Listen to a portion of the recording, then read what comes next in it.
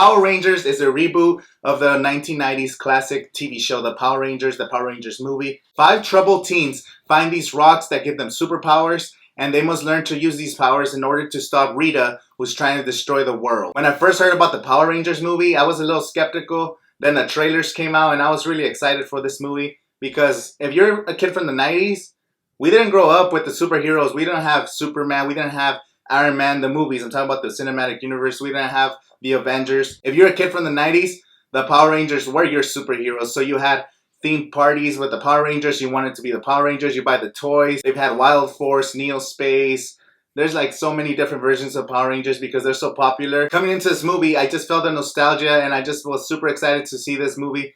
And the 5 teens they chose, the chemistry was amazing. These young actors, I haven't seen none of them in the movie before. And they did an excellent job. It's kind of like an origin story. So for like half of the movie, more than half of the movie, is them finding out who they really are and training and becoming the Power Rangers. I really like how Rita was kind of like the original version of Rita, more cheesy and just like the way she acted. The rest of the characters were more like a fresh story, more grounded in reality. And I don't know, it didn't work perfectly, but overall, if they're going to make more movies, this was a great setup because they went through the whole origin. So hopefully in the next movie, there's a lot of action scenes and a lot of stuff of them being actually in the Power Ranger suits. Bryan Cranston did a great job as Zordon in this movie. He was one of my favorite characters. And it's really interesting because after I read his biography, he talked about how he picks movies that are based on the script, based on who's going to be in the movie, and the director. He says he gets hundreds and hundreds of different scripts each month that people want him to be in his movies, and he only chooses movies that reach a certain level.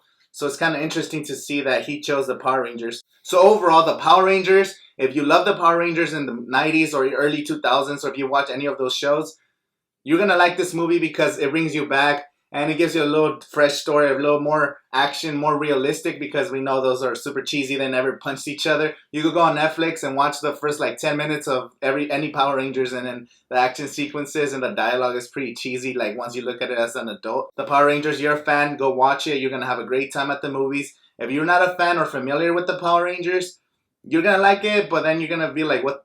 Some stuff's not going to really make sense to you. So I'm going to give this movie an overall grade of a B. I really liked it. That's just my personal take. You guys could hate it if you want, but go check it out.